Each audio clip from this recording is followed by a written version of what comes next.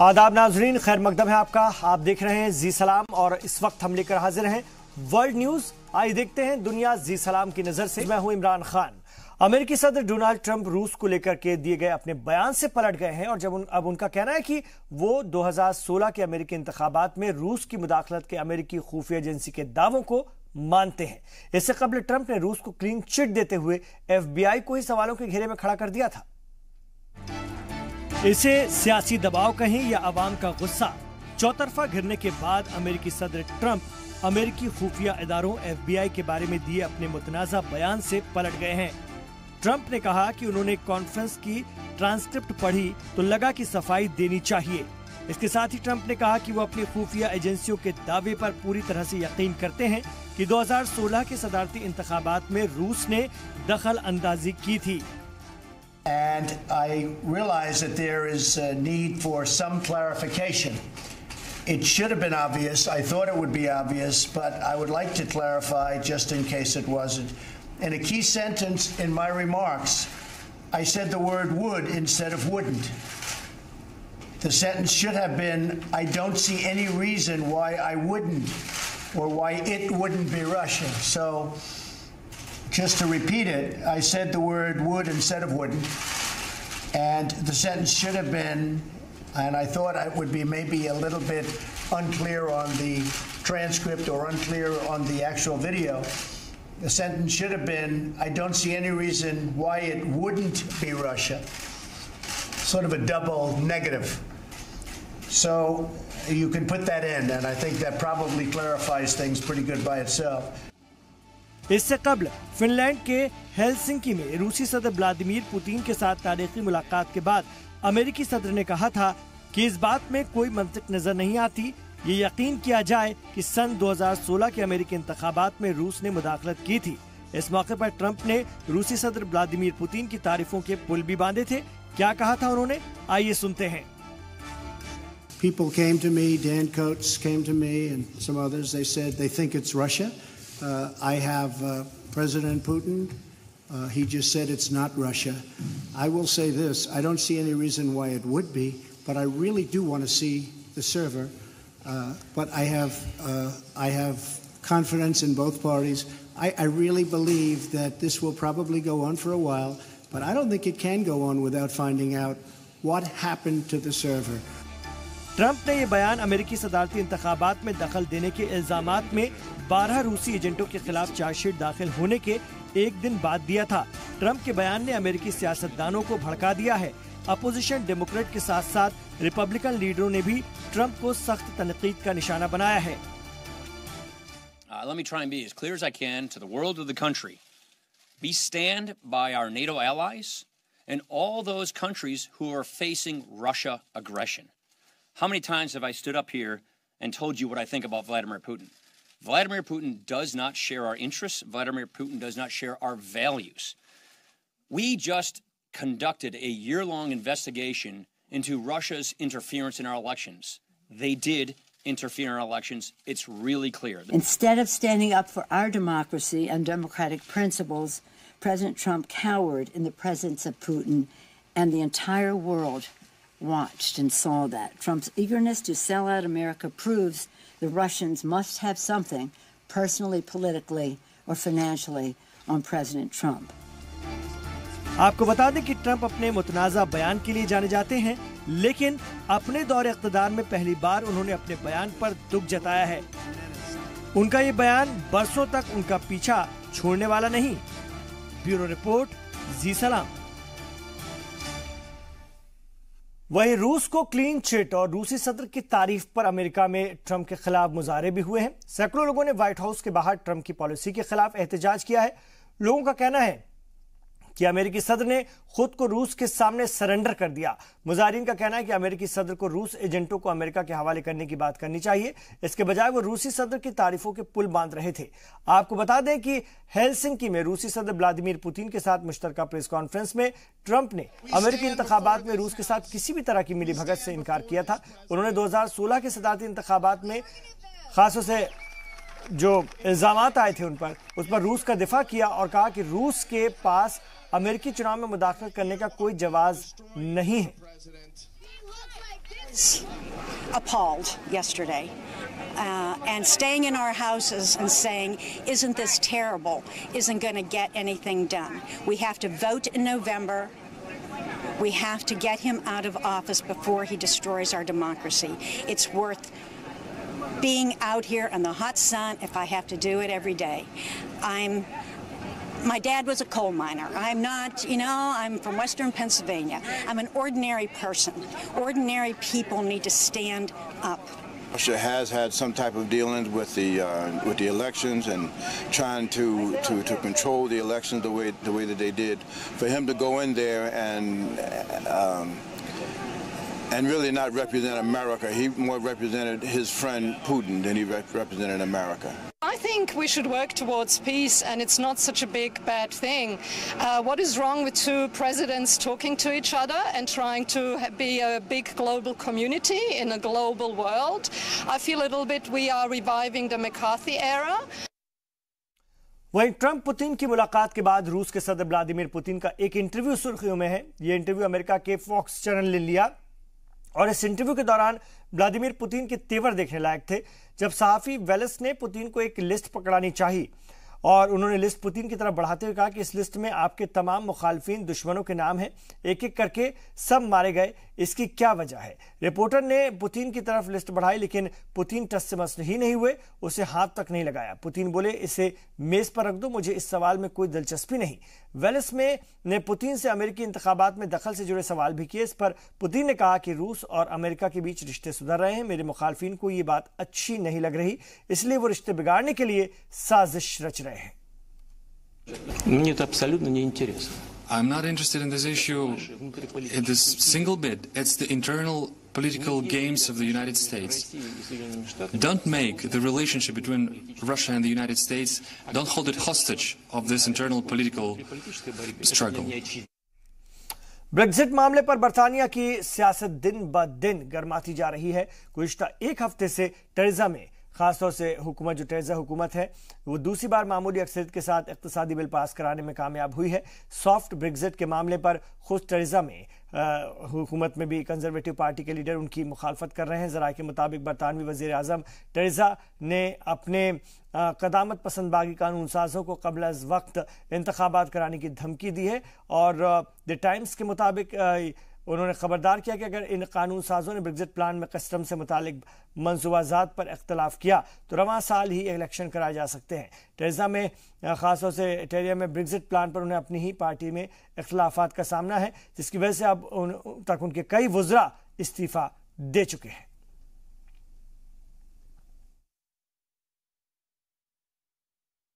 I will end free movement. He wants to keep it.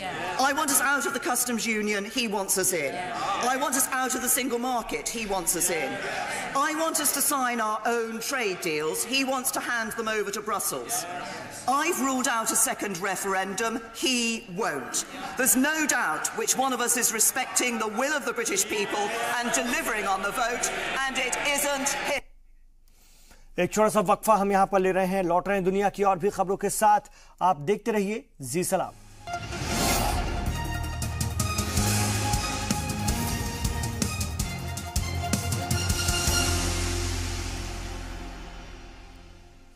आप देख रहे हैं वर्ल्ड न्यूज। शामी अफवाज ने गोलन पहाड़ियों के करीब बागियों के कब्जे वाले इलाकों पर शदीद बमबारी की है, जिसके नतीजे में दर्जनों अफराद जख्मी हो गए हैं और शामी अफवाज ने रूस की मदद से कनीतरा सूबे के कुछ इलाकों पर भी कंट्रोल हासिल कर लिया है। मकबूजा गोलान हाइट के नजदीक शदीद बमबारी की वजह से हजारों लोग अपना घर बार छोड़कर इजरायली सरहद की तरफ भाग रहे हैं। इन तस्वीर में आप देख सकते हैं सैकड़ों लोग सर छिपाने के लिए ठिकाना ढूंढ रहे हैं।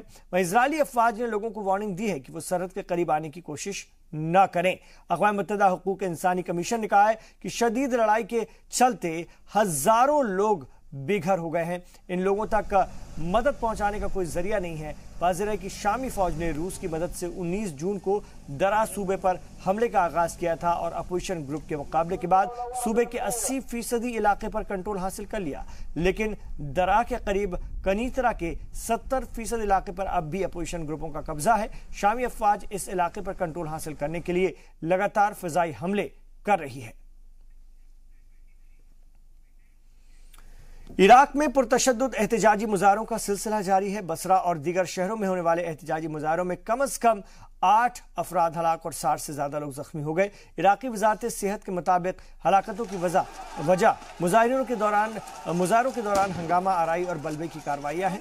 जराये के मुताबिक इराकी सिक्योरिटी फोर्सेज बसरा में सैकड़ों मुजाहिरीन को गिरफ्तार भी कर चुकी हैं। वाज़ेह है कि इराक में गुज़िश्ता एक हफ्ते से महंगाई, बेरोजगारी और बदउनवानी के खिलाफ शुरू हुआ एहतजाज मुल्क के कई शहरों में फैल चुका है। दयाला और जुनूबी शहर नसीरिया में भी एहतजाज की खबरें हैं। इराकी वज़ारत दाखिला के मुताबिक इराकी फोर्सेज लोगों की जान और माल की हिफाजत, मुजाहरों को महफूज बनाने और सरकारी इब्लाग को बचाने की पूरी कोशिश कर रही हैं। वहीं इराकी वज़ीर आज़म हैदर अल अबादी ने लोगों से अमन कायम रखने की अपील की है। उन्होंने जोर दिया है कि हुकूमत की तश्कील का अमल तेज किया जाए ताकि मुजाहिरीन की जानिब से तलब की जाने वाली खिदमात फराहम की जा सके। نستمع إلى جميع شرائح المجتمع العراقي حول وضع الخدمات وحول معاناة المواطنين، وأيضا فيما يتعلق بتوفير हम लोगों की मुश्किलात को समझते हैं, हम उनसे बात कर रहे हैं। बहुत जल्द साफ पीने का पानी, बिजली और रोजगार मुहैया कराए जाएंगे। मुझे उम्मीद है कि बहुत जल्द हालात बेहतर हो जाएंगे। हम आवाम से कोऑपरेशन की अपील करते हैं। हम मज़ाहरे के खिलाफ नहीं हैं, लेकिन पुरतशद्दुद एहतजाज जिससे जानी व माली नुकसान हो बर्दाश्त नहीं की जाएगी।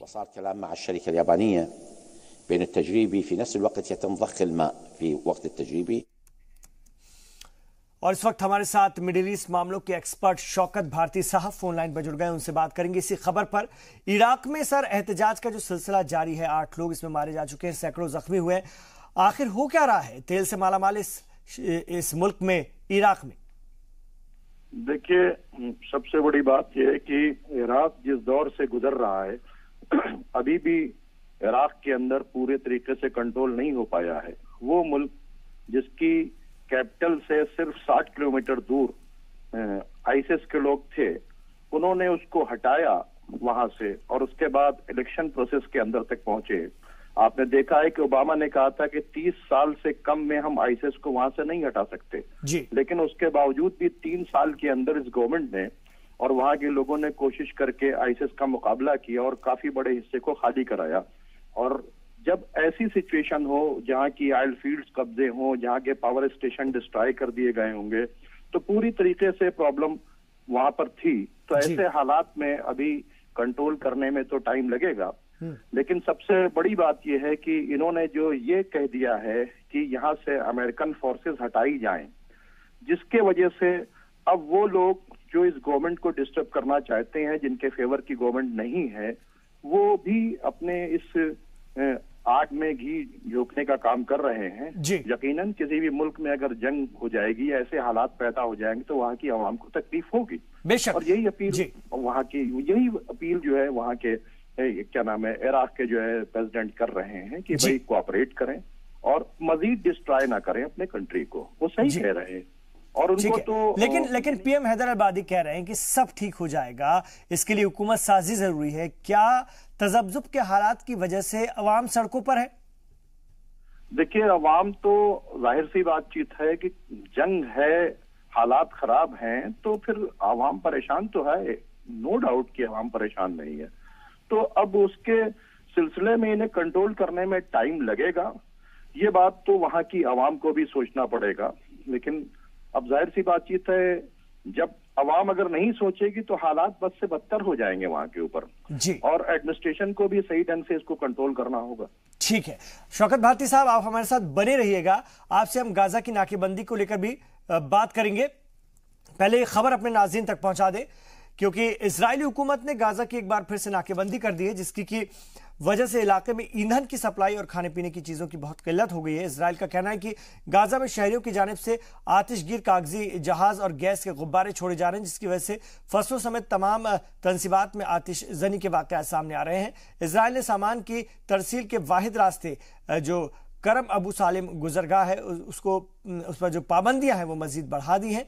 और इजराइल के वज़ीर दिफा लाइबर मैन का कहना है कि हमास की जानिब से मुसलसल की जाने वाली जो पुरतशद्दुद कार्रवाइयां है उसका जवाब है ये। इसके साथ ही इजरायली हुक्काम ने गाजा पट्टी के माहीगीरों को 6 समंदरी मील तक मछलियां पकड़ने की इजाजत देने के बजाय उन्हें 3 मील तक महदूद करके रख दिया है। दूसरी जानिब हमास ने इजरायल की तरफ से इंतकामी कार्रवाई की शदीद अल्फाज में मजम्मत की है। हमास का कहना है कि इजरायल का गाजा को बुनियादी जरूरत के सामान की तरसील रोकना इंसानियत के खिलाफ जुर्म है। हमारे साथ मिडिल ईस्ट मामलों के एक्सपर्ट शौकत भारती साहब फोन लाइन पर बने हुए हैं। सर, इस्राएली हुकूमत ने गाजा की फिर नाकेबंदी कर दी है, वहां पर इंसानी बहरान पैदा हो गया, लेकिन कहीं कोई आवाज नहीं है। इस्राएल की इस जारहाना पॉलिसी का काट क्या देखते हैं आप? देखिए, इस्राएल के खिलाफ आप देख रहे हैं कि इसलिए लोग नहीं बोल पा रहे हैं, खासकर वहां के अरब कंट्रीज, क्योंकि वो अमेरिका के गुलाम हैं और अमेरिका ने पूरे तरीके से, अब आप देखिए ट्रम्प जो है इस वक्त अमेरिका के नहीं इस्राएल के प्रेसिडेंट की हैसियत से काम कर रहे हैं जी। और उन्होंने तेल अवीव को जो है बाकायदा तौर के ऊपर कैपिटल बना दिया है और डील ऑफ सेंचुरी करने के बाद ये बैतुल मुकद्दस को भी उनके हवाले करना चाह रहे हैं। तो अब ऐसी सिचुएशन में आप अगर इसका पूरा तजिया करें कि वो फिलिस्तीनी जिन्होंने जिस वक्त इन पर जुल्म हो रहा था, जो यहूदी हैं, ज्यूज हैं, उसको शेल्टर किसने दिया? इन्होंने दिया। आज जिन लोगों ने इन्हें शेल्टर दिया, आज ये उन फिलिस्तीनियों के ऊपर जुल्म कर रहे हैं और वजह यह है कि इनके पुष्ट के ऊपर जो है अरब कंट्रीज हैं और इनके पुष्ट के ऊपर पूरे तरीके से ट्रम्प का डंडा चल रहा है और ट्रम्प जो है बहैसियत इजरायली प्रेसिडेंट के वहां के ऊपर काम कर रहे हैं, जिसके वजह से सारी चीजें वहां पर डिस्टर्ब हो रही हैं और गजा के लोगों के साथ में इस तरह का जुल्म हो रहा है। अब आप बताएं, कह रहे हैं कि वो पतंग गिरा रहे हैं, बैलून गिरा रहे हैं, इससे आप पता चल सकता है कि वो अपनी लड़ाई को, उनके पास कुछ नहीं है। तो जिनके पास कुछ नहीं है उनसे वो सुपर पावर कंट्री अमेरिका वो उस इसराइल के साथ में खड़ा हो और उन लोगों को क्रश कर रहा है जिनकी जमीन उनसे छीन ली गई है। बहुत शुक्रिया शौकत भारती साहब अपनी राय रखने के लिए इन तमाम खबरों पर। तो मिडिल ईस्ट मामलों के एक्सपर्ट शौकत भारती साहब हमारे साथ फोन लाइन पर थे। तुर्की की बात करेंगे। तुर्की में इमरजेंसी का नफाज 2 बरस बाद आज की रात खत्म हो रहा है। नाकदीन ने खदशा जाहिर किया है कि इस इमरजेंसी के खात्मे के बाद तुर्की में मजीद जाबराना कानून साजी की जा सकती है। तुर्की में सन 2016 में नाकाम फौजी बगावत के बाद सदर तैयब अर्दगान ने इमरजेंसी नाफिज कर दी थी। इससे 5 दिन पहले अंकारा में जंगी जहाजों से बमबारी की गई थी और इस्तांबुल में पुरतशद्दुद झड़प भी हुई थी, जिसमें कि 249 लोगों की मौत हो गई थी। आमतौर पर इमरजेंसी 3 महीने के लिए ही लगाई जाती है, लेकिन साल 2016 से लगी इमरजेंसी को हटाने की तारीखों को 7 बार बढ़ाया गया। इस दौरान करीब 80,000 लोगों को हिरासत में लिया गया और करीब 1.5 लाख लोगों को सरकारी नौकरी से बर्खास्त किया गया। मिस्र की पार्लियामेंट ने पॉपुलर सोशल मीडिया अकाउंट को रेगुलेट करने की खातिर एक मुतनाज़ा कानून मंजूर कर लिया है। बताया जा रहा है इसका मकसद जाली खबरों के फैलाव को रोकना है और इस कानून के तहत 5,000 से ज्यादा फॉलोअर्स पर मुश्तमिल ऐसे किसी भी 5,000 से ज्यादा फॉलोअर्स पर मुश्तमिल ऐसे किसी भी सोशल मीडिया अकाउंट को मुंजमिद किया जा सकेगा जिसने फेक न्यूज फैलाने को खासतौर से कोशिश की है। मिस्र के सदर अल सीसी की हतमी मंजूरी के बाद इस कानून पर अमल दरामद शुरू हो जाएगा। वहीं सहाफी बरादरी और हकूक इंसानी कमीशन ने खदशा जाहिर किया है कि इस कानून की आड़ में आज़ादी की जो राय है वो कहीं ना कहीं इस पर पाबंदी आयद की जा सकती है। एक और छोटे से वक्फे के लिए हम यहां पर रुक रहे हैं, लौट रहे हैं दुनिया की और भी खबरों के साथ।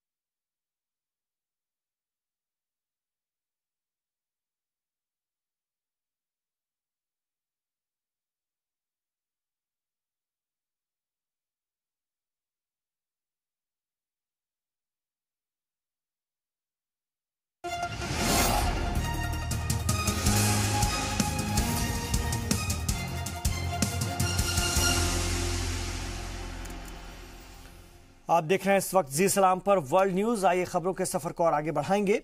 इथियोपिया और इरिट्रिया के दरमियान बैनुल-अक़वामी परवाजों का सिलसिला शुरू हो गया है, बहाल हो गया है। बरसों के बाद इन दोनों अफ्रीकी मुल्कों में खासतौर से जंग जो चल रही थी वो खत्म हुई, जिसकी वजह से उनके बाहमी ताल्लुकात न सिर्फ कशीदा थे बल्कि सिफारती ताल्लुकात भी खत्म से हो गए थे। इथियोपिया की नई इस्लाहात पसंद अबी अहमद की हुकूमत ने गुज़िश्ता माही इरिट्रिया के से ताल्लुकात बेहतर बनाने की कोशिश शुरू की।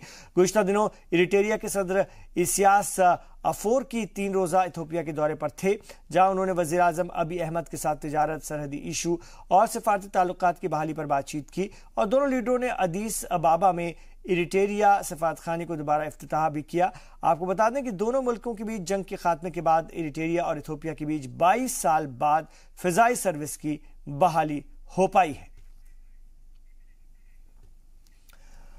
और थाईलैंड में पिछले हफ्ते गुफा से बाहर निकाले जाने के बाद अस्पताल में भर्ती 12 फुटबॉलर और उनके कोच आज पब्लिक के बीच आए। सभी के चेहरे पर खुशी थी, सुकून और खुशी साफ झलक रही थी। मीडिया के सामने आने पर सभी ने ताली बजाकर इन बहादुर बच्चों का खैर मकदम किया।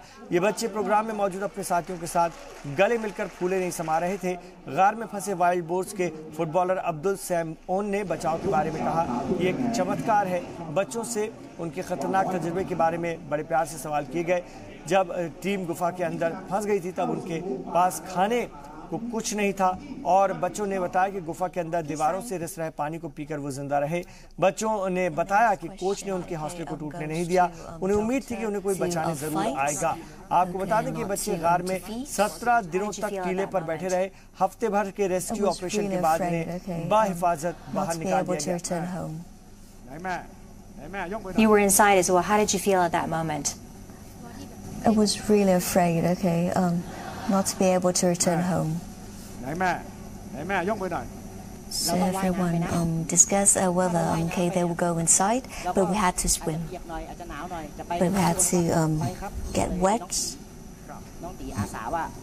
And can everyone swim? Yes, we all can swim. So you decided to spend the night, and did you have any food with you? Google पर यूरोपीय यूनियन ने बड़ा जुर्माना लगाया है। यूरोपीय यूनियन गूगल पर ये खास तौर पे इंटरेस्ट फाइन अपने एंड्रॉयड मोबाइल ऑपरेटिंग सिस्टम के दबदबे के गलत इस्तेमाल के लिए लगाया गया है। कमीशन ने मार्केट में अपनी पोजीशन का बीजा इस्तेमाल करने पर यह जुर्माना लगाया है। गूगल को 90 दिन का वक्त दिया गया है। अगर वो इस दौरान भी कानून की पासदारी नहीं करता है तो उस पर पेरेंट कंपनी अल्फाबेट के डेली वर्ल्ड वाइड टर्नओवर का 5% पेनाल्टी के तौर पर उसे देना होगा। Today, the Commission has decided to fine Google €4.34 billion for breaching EU antitrust rules. Google has engaged in illegal practices to cement its dominant market position in Internet search. आज 18 जुलाई को जनूबी अफ्रीका के साबिक रहनुमा नेल्सन मंडेला की 100वीं सालगिरह मनाई जा रही है। इस हवाले से जनूबी अफ्रीका समेत दुनिया भर में मुख्तलिफ तकरीबात का इनेकाद किया गया। नेल्सन मंडेला की पैदाइश 18 जुलाई 1918 को जनूबी अफ्रीका के वेंजो में हुई थी। जनूबी अफ्रीका में रंगभेद को खत्म करने में अहम किरदार निभाकर दुनिया भर में जुल्म और ज्यादती के खिलाफ एक रोशन मीनार बन चुके नेल्सन मंडेला ने न सिर्फ पूरे अफ्रीकी बर्रे आजम को बल्कि दुनिया के दूसरे हिस्सों को भी आज़ादी और बराबरी का दर्स दिया।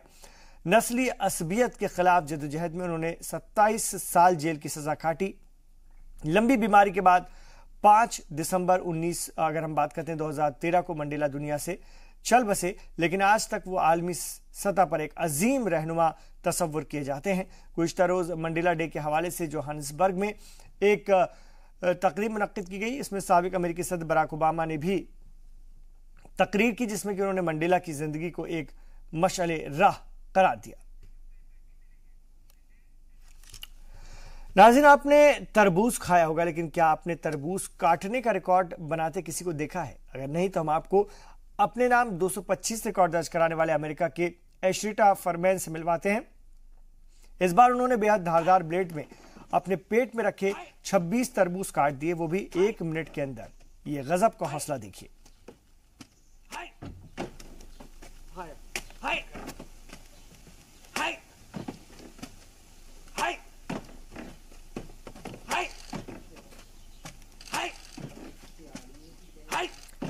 तो बेहद धारदार ब्लेड से उन्होंने ये कारनामा कर दिखाया है। अपने पेट के ऊपर ये तरबूज रखे और रिकॉर्ड बनाया है। 1 मिनट के भीतर उन्होंने ये रिकॉर्ड बनाया है। अगर हम बात करते हैं, उन्होंने 26 तरबूज काट दिए।